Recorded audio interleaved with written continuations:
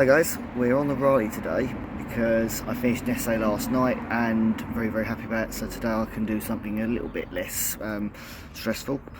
Well, let's decide that later. So the Raleigh, I made a bit of a prototype battery pack for it a few weeks back. Haven't had the chance to do anything with it since, so let's show you around it.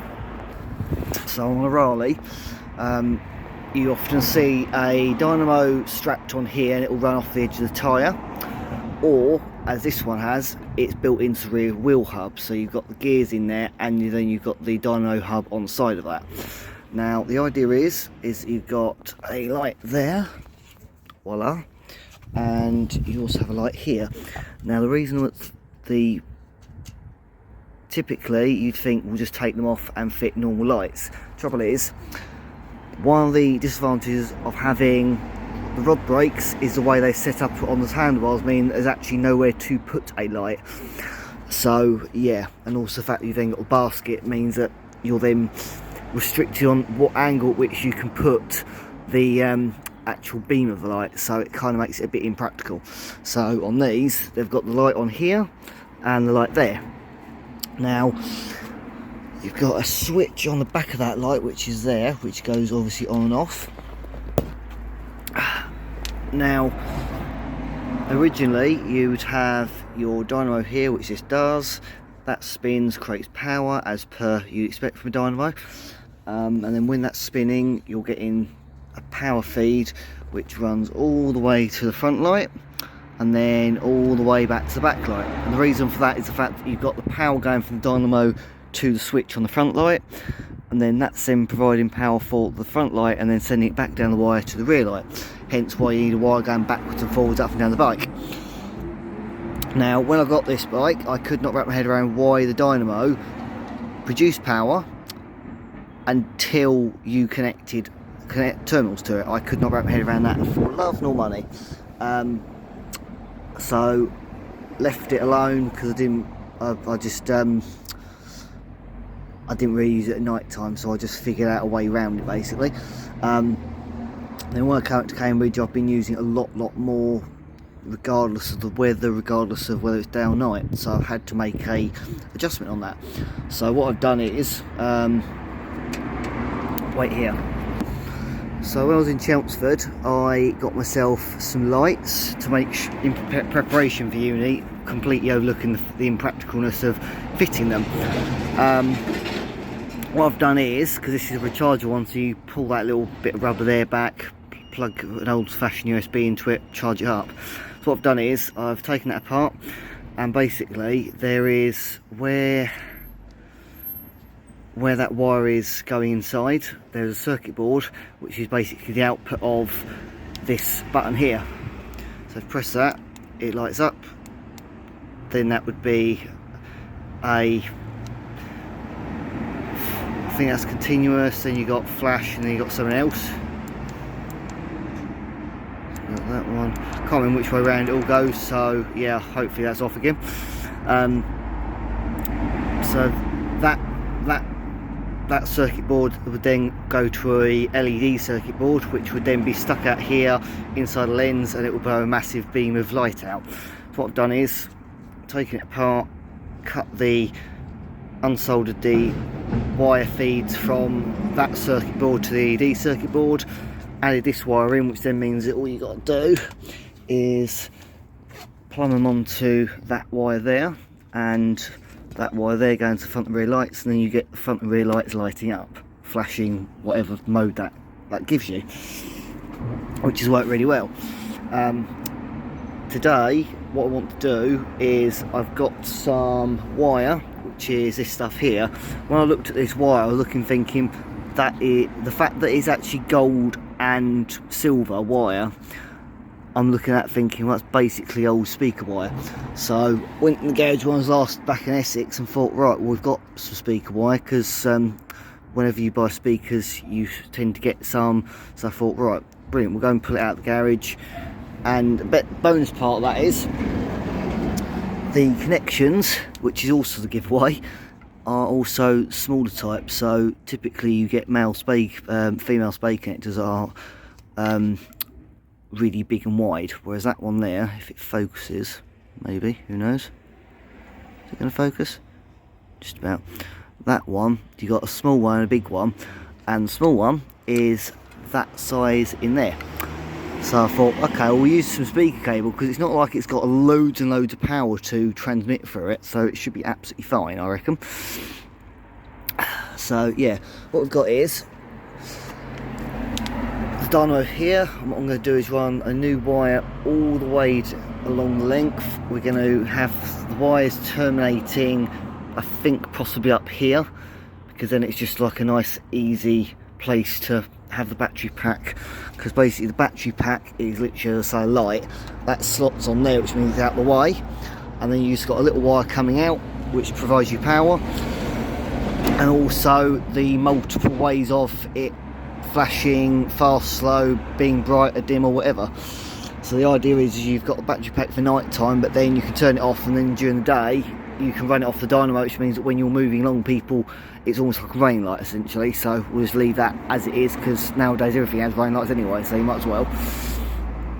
The reason why this wasn't working beforehand was actually the fact that I hadn't realised that there was two wires coming off here, and typically I thought, well, that would be plus and negative, but somehow it's not. Don't ask me how that works, not entirely sure, but somehow you literally had, when I realised the wiring at that end, it was like, oh hang on, this is why it never worked. So now I've worked out that this does work, and I've had it working, but I've been using it on the battery pack recently because initially I came to Cambridge, I didn't bring anything tools wise or hardware up with me, so when I was last in Essex I bought some bits and bobs up, so I've got stuff to tinker with. So the trouble is, obviously this would have been all cut to size, so then when you start messing around with it you haven't got the wire to play with. So that's why I've got this, and the idea is we're going to just found two ring terminals, cut them open to now be like fork terminals, so they slip on like the originals did. Not quite as neat as the originals. I might take the insulate things off, because the originals never had that, and let's be honest, it's not like it's getting loads of abuse, so take them off, then we can see it all crimped up nicely and run it nicely. So the idea is we can run a nice new wire along there, run it up the seat pole, we can then have that wire coming up to here nicely, and then we can also run a nice new wire from there all the way. I might, not 100% sure yet, but I might have a feed going from there to there.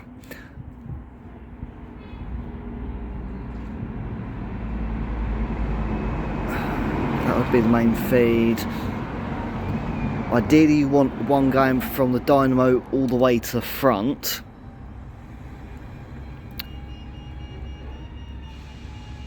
so that you can operate the switch. Yeah.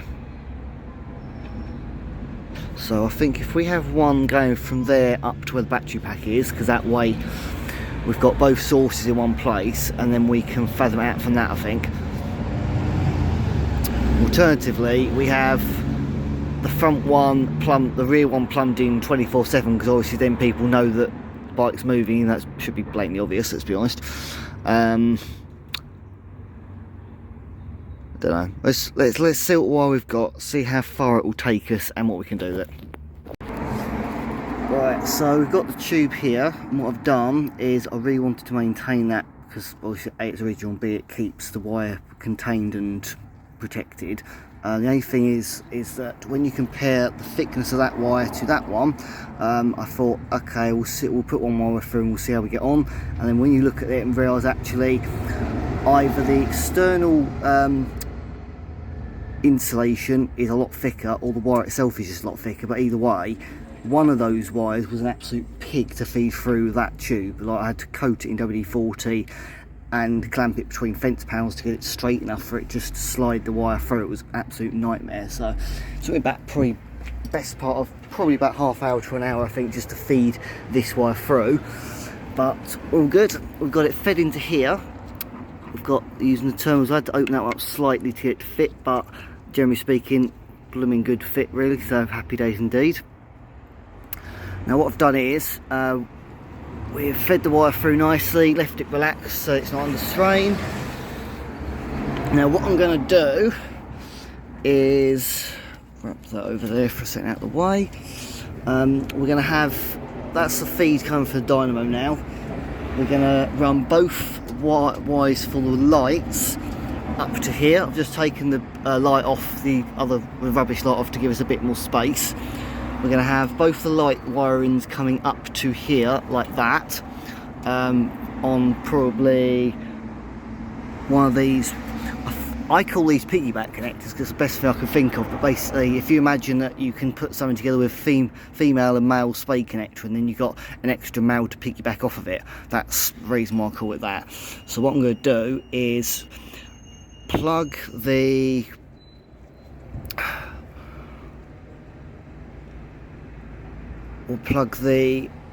wires on the same cable. So I'll put the wires for the front and rear lights on the same wire.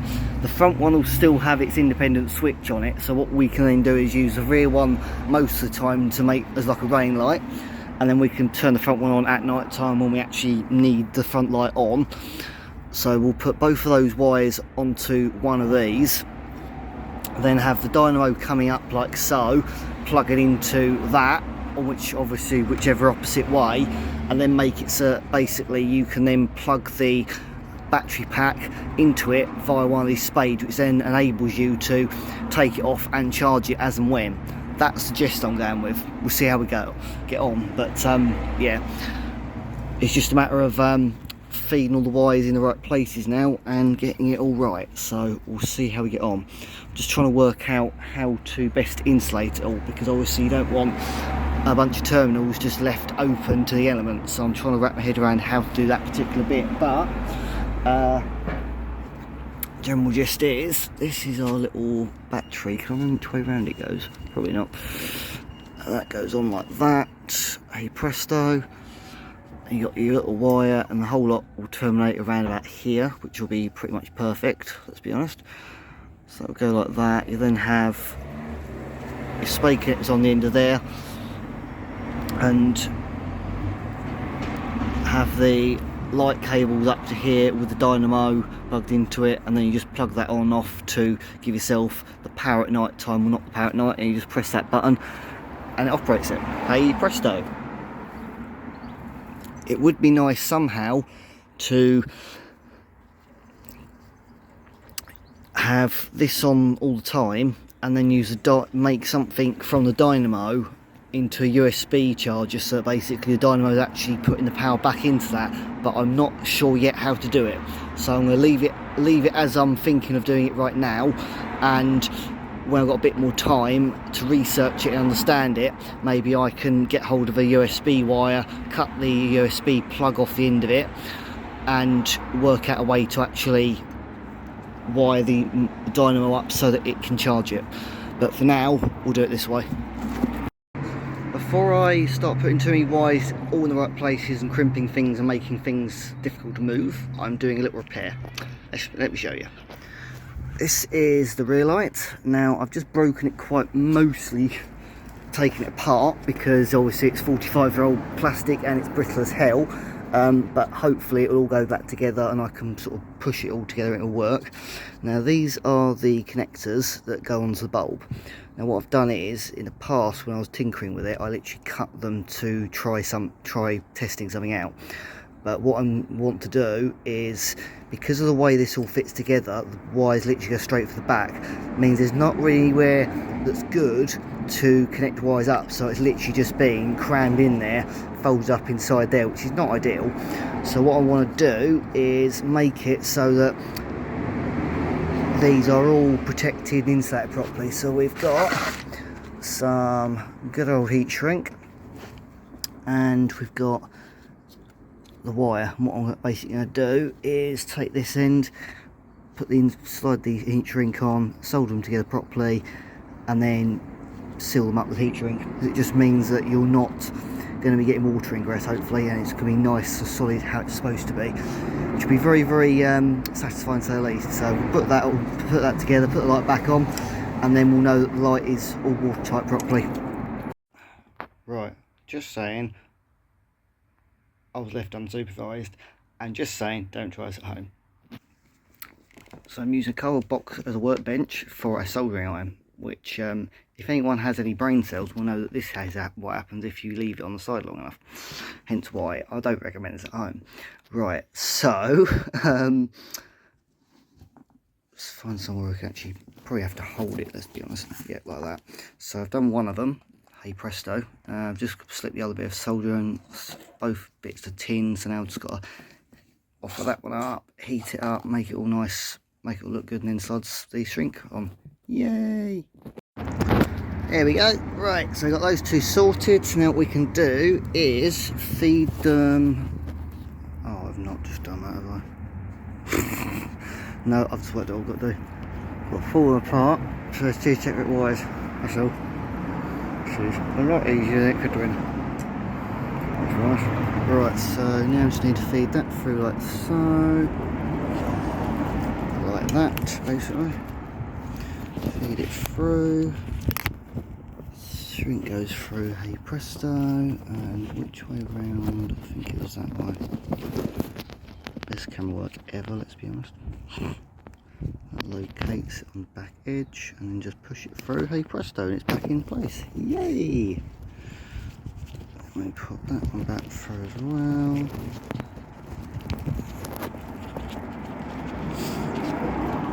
Yeah, like I say, it's definitely going to be sort of pushed back in the hole and bodged, because where the hell am I going to find a new light? I would love not to think about it, because it's quite old. Oh hang on, it's flipping the other way. Like that, push it through, and voila. Is it going to focus? Maybe. There we go, perfect. Right, push that in place, and hey presto. I hope I've got them the right way around. Yeah, they both fit, that'll do the job nicely. Yay! So now the bulb will go back in, and we can now feed that through back into its holder properly. Yeah, so I popped it back through. Now the reason why I wanted to do this was because if you look at it in there, the shape of that is literally perfect for that just to slot into it like this, look. So you pull that through, heat shrink goes through that, feed through at the back, comes through like so, and now I'm really hoping the heat shrink is not too big to go through that hole, because that'd be typical, let's be honest. We won that back nicely, put a bit of duct tape around it, and it's now all nice and tightly wedged in the hole, so that's really good. Might put a bit of glue on this so that we can reattach that, but basically that will go between the bulb holder and the lens anyway, so that shouldn't be a problem. But it will now all go together properly, which now means we can put it back on and then wire it up. I've just done a test fit with basically twisting the wires here so it looks like spaghetti junction. Don't worry about that, it's fine. The rear bulb is on, the front is wired in as well, because what we've got now is two wires coming from the lights themselves together, and then that then plugs into the dynamo and the battery. Dynamo can work all the time, battery can work at night time. The front light is still on its switch because of the way it's actually wired up inside, so that's done like that, meaning that you can turn it off during the day and on at night time. Now if I turn the battery pack on like so, that's now on, and then we press it on, hey presto, bit dimmer, flash, fast flash off, turn it on like so, and then we've literally got the difference on the back here of on or off, which just means that you don't have to use the battery power. You don't have to have the front one on all the time, whereas the rear one, obviously, if you're cycling on the road, it's basically having running lights. So yeah, very very happy with that. Right, I'm not too sure on which way around all the polarity is. As I recently learned, LEDs, you have to have the wires the right way around for it to work. These old condensing bulbs, they don't really care which way around the wires are, as long as the wires of plus and negative are going to them. Spoke to a friend of mine last week when I was with CX, and he was talking about how you can get such an array of LED bulbs, and the one downside to this is going to be that the battery pack up here is designed for an LED bulb, which means that obviously on LED it would last a hell of a lot longer than trying to run 2 incandescent bulbs, where basically I think the hotter they get, the more power they draw. So I will be looking at doing LED bulb changes on it, but trying to get something that fits the aesthetic and looks as close to this brightness as I can get, so it doesn't look horrible, because I can't stand the LED bulbs on new bikes because they're just as blinding as the HID bulbs on cars. Horrible things. So at the minute I'm not sure how to so what I'm going to have to do is, or what I'm going to do for now at least, wire it up as it is now so I know it works, and then we'll cross the bridge when we get LED bulbs of actually finding out whether or not the polarity is right or not, because I know that it's quite typical that even on cars you'll find that the plus is actually going to a grounding point and the grounding wire is actually going to somewhere else. And a friend of mine actually had to cut the non-plate light wiring on his Mark 1 Road Twingo because he pulled it apart, was fitting LED bulbs. He said, why is that not working? There's no reason. And he took it apart and was like, oh, that's why. It's because actually they've put the wires the wrong way around in the plug, but because of the old incandescent bulbs it doesn't matter with them. It didn't matter, it wasn't a problem, whereas with the LEDs you've got to have it the right way around. So yeah, we'll put it all together as it is like this, but obviously properly for now, and then we'll cross the bridge when we get there with whether or not the LED bulbs work with the wiring as it is later on. But very, very happy indeed with that. So yeah, looks like a bit of spaghetti junction, but I promise once everything's secured and cable tied up, it'll look absolutely gorgeous. Well, I'm very happy with that. We've got the wires all lined up nicely. Found a way to terminate them in a nice tidy manner like the seat stem pole. Tidied it all up coming from the rear light. Decided it wasn't very neat wrapped around, so I've just lined it up one side.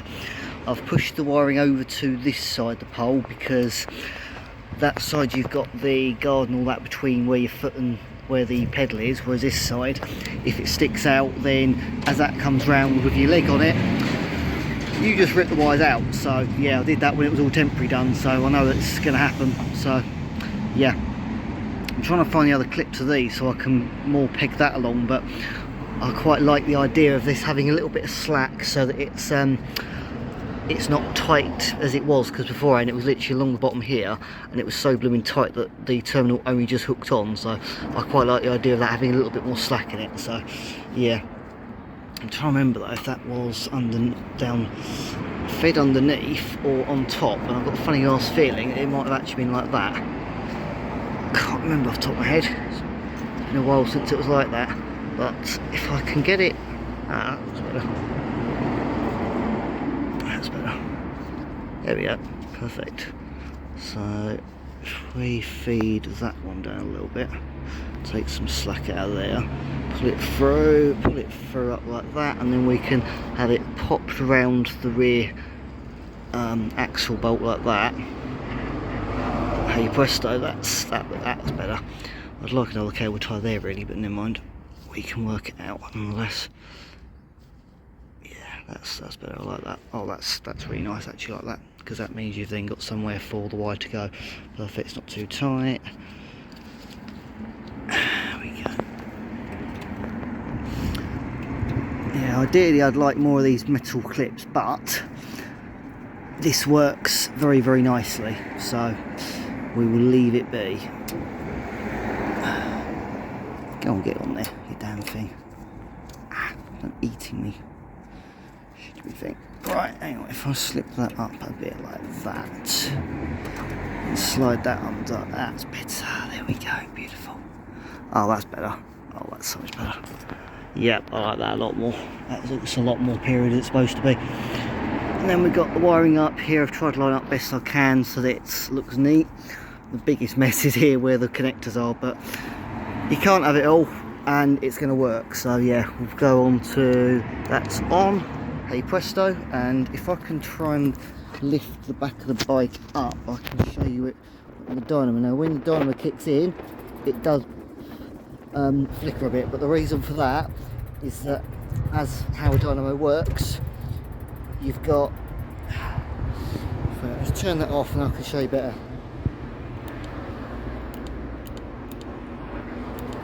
it. Right, turn that bulb off. There we go. So now it's running only on the dynamo. So if you look, it flickers. The reason for that is the fact that dynamos are single phase, which means that if you imagine a dynamo, say imagine you've got something spinning and then you've got 4 points of reference. Now only when that point, so you got 4 points, now as it's spinning, only when those points are coming round and making contact with the magnet on one side is it actually pushing any power out. Now that means that between those points of reference there isn't any power, which is where the flicker comes from, because it's going on off very, very quickly, so much so that you almost can't notice it, but you can when it's slow. Whereas if it was an alternator, then imagine you've got those 4 points, but now imagine you've got 3 of them on top of each other, that basically fill the gaps in, which therefore means you then don't get a dip in the voltage between the points, because basically the points, as you've got 3 on top of each other, they're basically scattered around, so that you then don't have that break in the feed. Basically that's basically how dynamo works. It's just a single phase version of an alternator which you have in a car or on a big generator. So yeah, the idea here is that you run the dynamo during the day when it doesn't really matter, and then at night time you can press the button on the battery. Hey presto, you've got yourself front and rear lights when you need it, and when you stop at the traffic lights it doesn't turn off. So if I do that now, so that's now on the battery, just there, so that's it turned on. And if we come out the front, that is it turned on the front as well. And then if we just literally do that during the day, off it goes, and it means you're preserving, which means that it's not unnecessary basically. There we go. I'm very impressed with that. I'm very, very jolly impressed with that, because back in the day, I think it was a Roadster model, which is basically the top spec one basically. If I spin this round, I saw it in a museum I looked at once. Basically they had, instead of having a battery pack like that, because back in the 80s that would have been blooming posh as hell if you had that, they used to have effectively a metal tube of D batteries, and you then have a wire going top, wire would come out the bottom, and that would be the battery pack that would feed the circuit when the dynamo wasn't spinning. I would do that now, but AED batteries are blooming expensive, but also because this is far more practical, because you can just unplug it, charge it back up, pop it back on. You aren't wasting loads and loads of money on D batteries every 2 minutes. And also I really can't be asked trying to make a tube to mount D batteries into, because it's just be silly. This is far more practical, far more clever. So yeah, very happy indeed. Lovely job. You know, I was need to try and find the lens, because I took the lens off one day because it fell off. It was just because it wasn't pushed in and twisted properly, so I've got to try and find the lens. But yeah, that is the rear light, or that is the lights on the Raleigh Superbes all wired up. Yay!